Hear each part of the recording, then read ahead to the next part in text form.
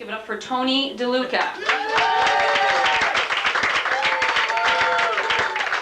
Let's give it up for Katie there, huh? Woo! How's everybody doing tonight, huh? Hey, what's going on?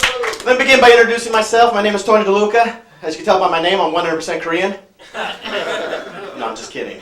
Any Italians in the house? Yeah, we got one Italian. Hey, your mother called. She said dinner's ready. You better don't keep her waiting, okay?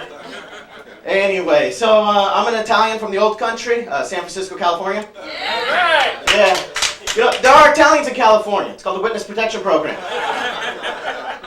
You know, I gotta tell you this. I was very upset growing up as an Italian in California. You know, in San Francisco, there's a small handful of good Italian restaurants. I was just there recently, and I went out with my friends, and I went to one of my favorite Italian restaurants, and now it's Italian fusion. Fusion. What's fusion? It sounds like a nuclear disaster. Fusion. You know, so we sit down, the waiter comes up, and he goes, "Hello, my name is Antoine. I'll be your server for the evening. Tonight's specials are penny pasta with a drizzle of vodka sauce and a side dish of grilled salmon sushi. We have the calamari tempura with the couscous souffle over a bed of fresh melons. And the chef's special is the oysters parmesan with a tofu salad. May I start your dinner off with a mint julep appletini?" The mint julep appletini. So I turned to the guy, "Listen here, Frenchie, Antoine, whatever. I want antipasta, pasta, meat, bread. You bring me a frickin' couscous, I swear to God, I'll bust your kneecaps, capiche? And then I want a dessert with the cappuccino. Oh, tonight's dessert will be the lactose-free vanilla cheesecake with the organic vanilla bean ice cream." So I went to the Olive Garden and stayed with my friends, which is so not Italian, but it's better than Italian fusion. Anyways, like all Italians, we all know the best food comes from mom. I love my mom's cooking. My mom could cook anything. You know what? You know what really gets me going? They should create a TV show for Italian mothers. You know, like on the Food Network, you know, kind of like MTV Crib style. You go inside these Italian homes, you know, you see the vast collection of food in their house. My parents, just my mom and my dad, live in this big, huge house. They have 3 refrigerators. Let me repeat this. 3 refrigerators full of food and a meat locker. And I'll tell them, "Mom, why do you have so much food?" You know what it is? In case of an earthquake. Mom, that's good to know, but you know, the power's gonna go out. Don't worry, I got my backup generators, it's okay. Backup generators. So I love food, I love all types of food, as you can tell. But I did lose 5 pounds recently. Yeah. Now my mom thinks I'm bulimic. So, no, Mom, I don't have an eating disorder, trust me. But you know, the one thing I don't understand about food is the names of foods. Like vegetarian foods, you know, they name them after meat products. I don't get this. Like veggie burgers, tofurkey deli slices, meatless meatballs. If you take the meat out of the meatballs, all you're left is just with balls. You know, Canadian veggie bacon, real vegetarian liver, different from the fake one. Yeah. Oh God, I heard this in a conversation the other day. "You gotta try this new vegetarian product I had last night. It simulates the smell of barbecue ribs, and the texture's just like beef." Why? My dog did that the other day. You don't hear me bragging what it looks and smells like. I mean, come on, tell the truth. You know, it's soy, it's chocolate, it's white, and tastes like crap. Come on. Simulate the smell of barbecue ribs. Yeah, like my farts simulate the smell of the Brooklyn Botanical Gardens. And the texture's just like... No, I'm not gonna go there. Not gonna touch that one. But man, I talk about foods and everything. See, I'm Italian. You know, we're all Italians. Everybody else, I love meat. I love all types of, you know, just everything. An Italian cannot be a vegetarian. You know what happens if an Italian becomes a vegetarian? There's an intervention. All the Italian mothers in the neighborhood come out with all their dishes, and they're just going, you know, when they got the pasta with the meat sauce, the veal cutlets, the chicken parmesan, you know, even the salad has meat in it. You know, and then I get upset because, you know, Stoner Dave down in the East Village, yeah, he's ragging on me. He's like, comes up, you know who he is, you know, we all seen him before. He's got the blonde dreadlocks, the Rastafarian hat, the bloodshot eyes. He has a t-shirt that says, "I licked a banana slug today."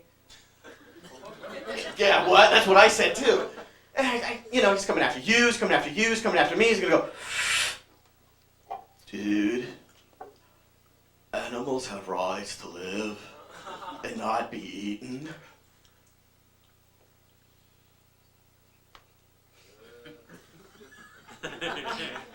right, people. Listen here, dude. Hey, I have Italian rights, okay? And it's my right to eat those damn animals that that cannot outrun my mother or cannot outrun a rifle shot from 50 yards away, okay? Oh, man. Stoner Dave down in the East Village. Oh, man. So, people here from New York? Out of town? Yeah? Where are you guys from? London. Oh, wow. Welcome. Welcome to this side of the pond. How you guys doing? Very well. Very well. Cool. You enjoying the show and everything? Yeah, I've lived here a year and a half. Oh, how long you been living here? A year and a half. A year and a half. Oh, great. The Hoff threw me off already. But anyways, it's great. Welcome to the show and everything. I've been living in New York, and I feel like I've been living in New York way too long. The other day, because I'm from California, my girlfriend is also from California, and to top it off, she's half Asian. And the other day, we were in the apartment, we had the heater on, it gets a little warm. All of a sudden, she turns over to me, she goes, "Oh, weh, I'm schwitzing." Schwitzing? Yeah, schwitzing. Schwitzing, man, this sounds dangerous. This is something like Germany did during World War II. I'm schwitzing through Poland, I'm schwitzing through France, I'm schwitzing through somebody's underpants. I told you, schwitzing, what does that mean? She goes, it's Yiddish for sweating. Again, she's half Asian. Why is she speaking to me in Yiddish? You know you've been living in New York way too long. Yeah, you got that right. But I did come to New York for a purpose. As you heard, I'm a classically trained actor. Tonight I'm doing comedy. Earlier today I did this Shakespeare Sings, kind of like a little bit of a musical. I didn't sing, but I was the MC of the show. And it's great. And on my way down here, I was talking to a friend of mine, talking about the Shakespeare and everything. And this jagoff decides to interrupt the conversation. He goes, "Excuse me, you do Shakespeare?" I'm like, yeah, I do Shakespeare, yeah. Wow, you just don't look like you do Shakespeare. What do you mean I don't do Shakespeare? What are you talking about? Well, you look Brooklynese, like you don't do Shakespeare. What's wrong? Someone who's Brooklynese can't do Shakespeare? Listen here, buddy. I'm a classically trained actor, I just love speaking the words that Shakespeare's written. But soft, what light through yonder window breaks. It is the east, and Juliet is the sun. Arise, fair sun, and kill the envious moon. Hey, Juliet, get your ass down here. I can't wait for you up on the balcony. Hey, while you're at it, give me a slice. I'm double parked out here, okay?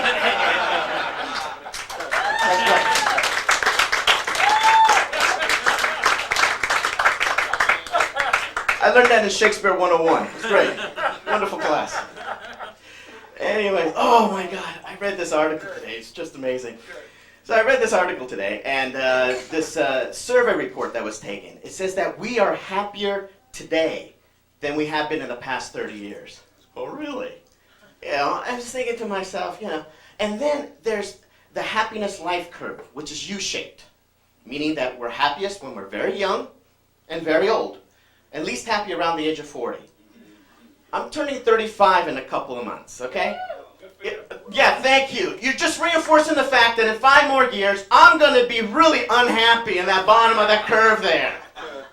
I'm not happy now, and nor am I going to be happy in 5 more years. And then also the other interesting thing is that said that marriage adds to happiness. Who wrote this, J-Lo? But you know what I find fascinating about this happiness life curve? Is that there's something in common when you're very young and very old. No control over your bowel movements. So I figured out the secret to happiness, shitting yourself. I mean, we start off in Pampers, then we get potty trained, which we're not happy about, and then we end up in Depends. So I figured out, hey, as long as you can walk around and shit yourself, you're happy. So, if you're happy and you know it, crap your pants. If you're happy and you know it, crap your pants. If you're happy and you know it, let your diapers really show it. If you're happy and you know it, crap your pants. Pee yourself. No, I'm just kidding. Hey guys, you've been great. Thank you so much. You bring Katie back out.